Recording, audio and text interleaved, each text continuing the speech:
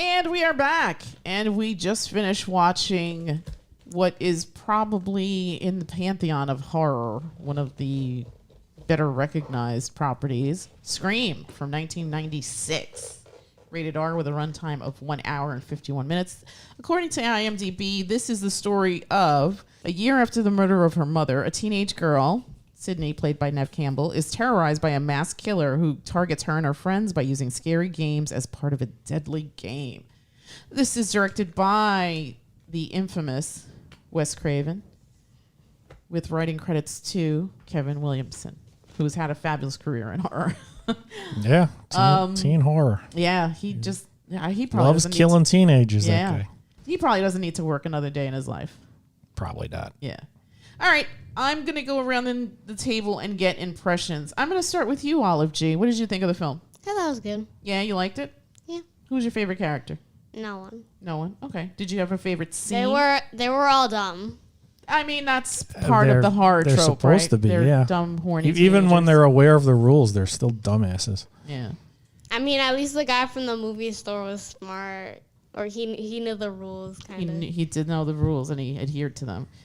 Kind of. He was he still broke like the second rule, was it, of not being the drinking. Yeah. Yeah. Fair enough. That's true. But, That is true. he was sober enough, I guess. He was sober. So I mean, he got sobered up pretty quick at the end there when he's getting mutilated.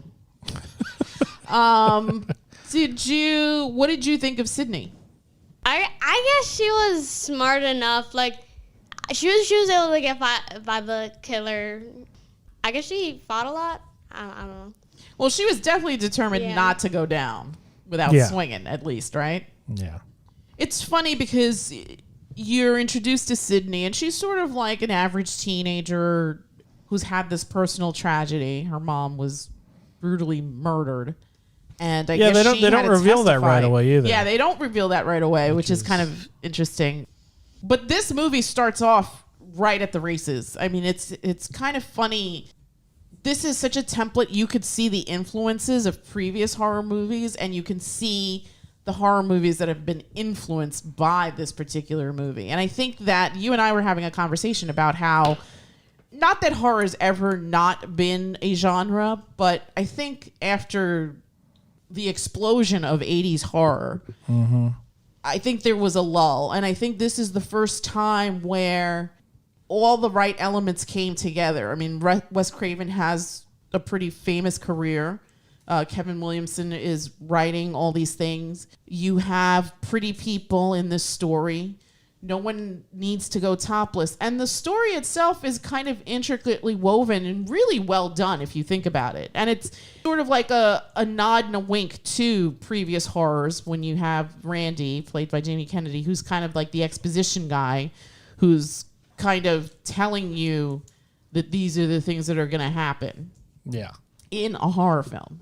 What did you think of Gail, the reporter that doesn't want to let this story go? Honestly, I wanted her to get mutilated so badly. Like, she was so annoying. What made her annoying? Oh my, she was so persistent, and she rightfully deserved that punch to the face. She was doing her job, and that's what made her annoying. Ah, okay. Well, I mean, I guess as a tabloid journalist, would you say she redeemed herself though? I guess. Yeah. I mean, like at the end, at the very end. I guess. Did you still want to see her get mutilated? She did kill the killer, so she deserved to live. But I really wanted her to get gutted when she came to the house. She was so annoying. She was annoying, but she was right apparently through the whole thing. Right. It wasn't Cotton that killed Sidney's mom. It wasn't Cotton. That was a she terrible just wanted name. to boost her ratings for her book. Well, that yes. She definitely she was not shy about her selfish motivations. Yeah. But she still was correct. Yeah. Gee, what did you think of the film? It was all right. It was entertaining. Yeah. I was going to say on a scale of 1 to 10, but we should wait till the end. Did you have a favorite part of this film? No. What about really. a favorite character? No. Okay. What did you think? How did you feel about the level of violence? Because in the beginning there was some pretty gory bits there. It was pretty good. that was acceptable. It wasn't too much. It wasn't too little. Yeah, it was befitting of the film. Okay. It was good. It was a good amount. What did you type of movie? What did you think of Casey, who we see in the beginning, played by Drew Barrymore? That was Drew Barrymore? Mm-hmm. Dang. Oh yeah, that was. She was a little dumb. Yeah. He asks her who's the killer in Friday the 13th, and I knew it, but she didn't. She's like, I've seen this movie like 1,000 times. But clearly not, because she got it wrong. Right. Well, I mean, in all fairness, it wouldn't matter if she got it right or wrong. They were still going to murder her. Yeah, I think she would have. Yeah, and I think also when you're in that situation, you're probably not thinking clearly. Yeah. Yeah. What did you think of Sidney? Was she a believable heroine in this story? I guess she was believable. Did you think she'd be the last girl standing? Although technically not, because Gail's there too, right? Mm-hmm. No, she was. Yeah, I believe she would be the last one standing. She's the main character. Fair enough. Olive, what did you think about the gore? You're famous for being a bit squeamish when it comes to that sort of thing. Did it disturb you, or you become desensitized? Fake. I just got scared of the jump scares. The jump scares still got you. Yeah.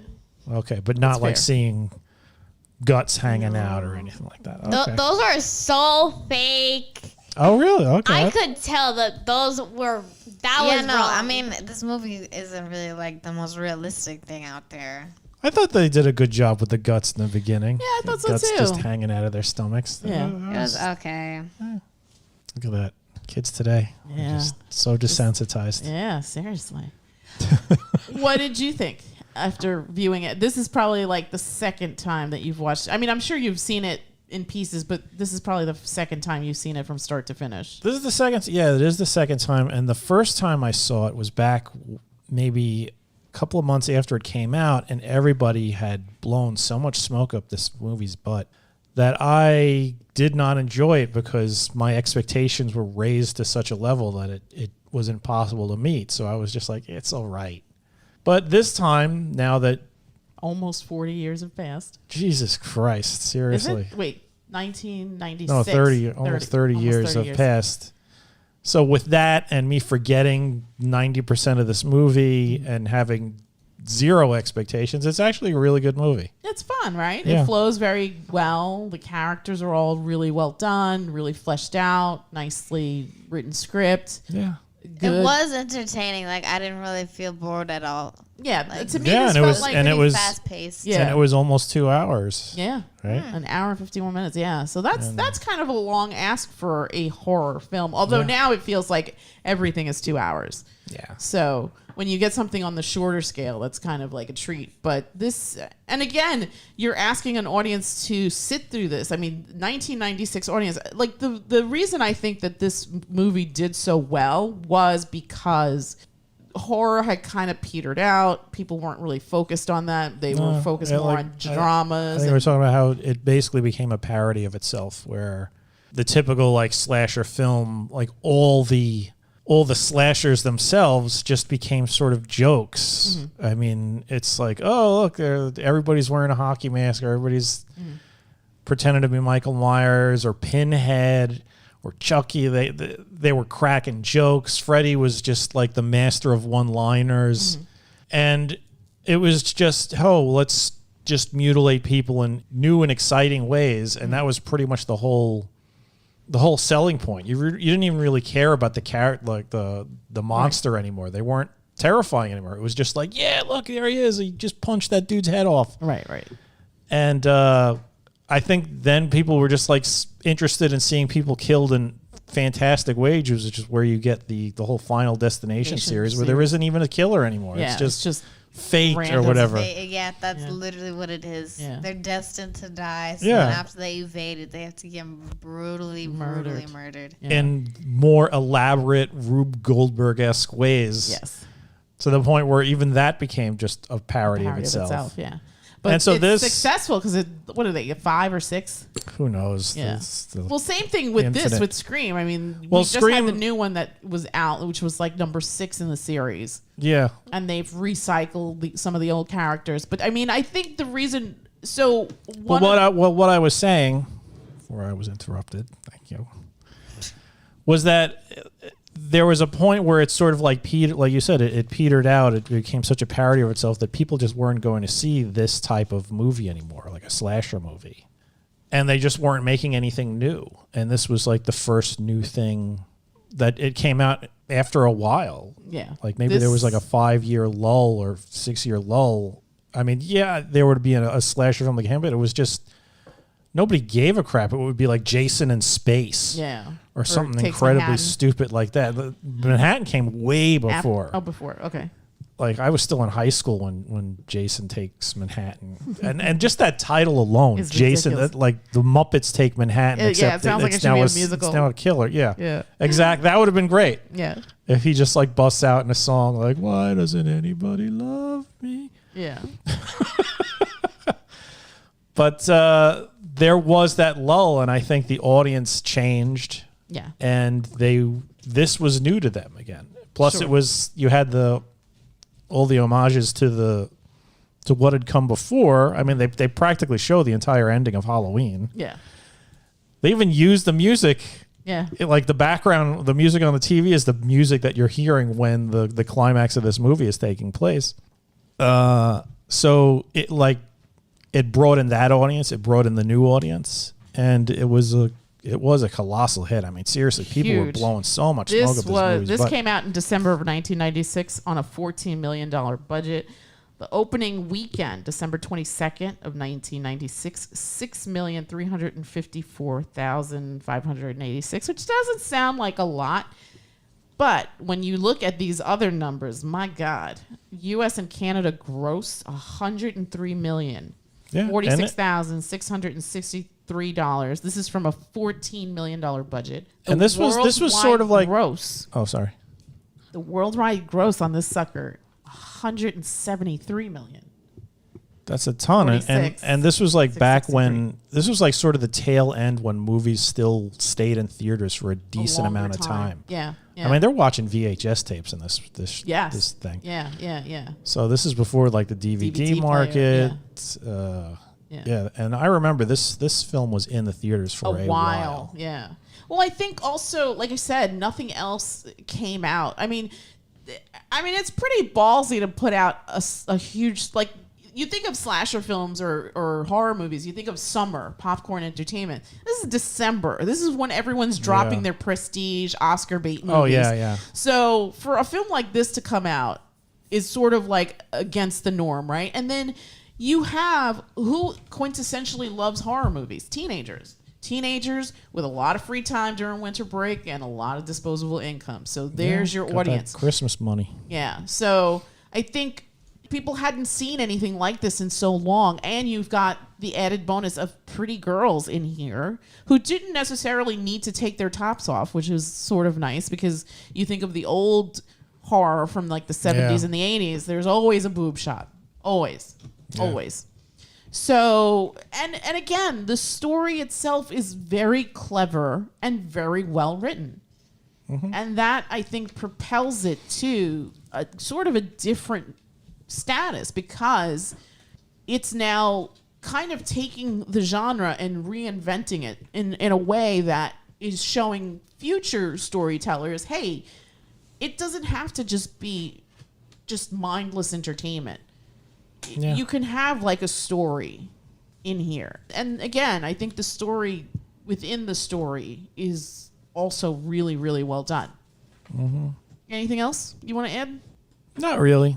I mean, right. I enjoyed it, so there's not really much to critique here. No, not at all. I mean, there is a reason why this became a franchise in and of itself. Yeah, and also kind of paved the way for other films and other filmmakers to tell, I think. A lot of which was Kevin Williamson. A lot of which was Kevin Williamson, sure. But I think, again, you have, like, horror didn't have to be this grainy, low-budget thing. I mean, this movie Yeah, there was some money in there. There's definitely some money invested in here, and it still looks sharp, and it translates well. I think that the writer had a really great sense of the horror genre. Obviously, loves it, and Wes Craven is famous for this stuff. So you have these two events that collide and make this kind of fun movie. I'm going to go around the table and get numbers. I'm going to start with you, 1 to 10. I'd give this an 8. Gigi, 1 to 10. I'll give it a 7. Olive, 7. 7. I too would give this an 8. I think from where it starts to where it ends, it's fun. It's a fun horror film. Absolutely. And again, you can see the influences, and when you watch other things like Totally Killer, you see the influences from those storytellers from these sorts of films. All right. And yeah, we saw it on Max, right? So go check it out. I think they got all of them. I was going to say, I think all the Screams, even the new one with Jenna Ortega and Neve Campbell and what's her name? Courtney Cox. Courtney Cox. I completely forgot her name. How'd you forget Courtney Cox? I don't know. That's such a fabulous name. It's a terrible name. Her daughter's name is Coco. But I guess it's Arquette, right? Okay. Yeah. That would have been bad. Yeah, Coco Cox. It sounds like a dirty breakfast cereal. All right, and on that note, we'll wrap it up. And that's it from us, and we will bid you all a Good night. Good night. good night. Courtney Cox.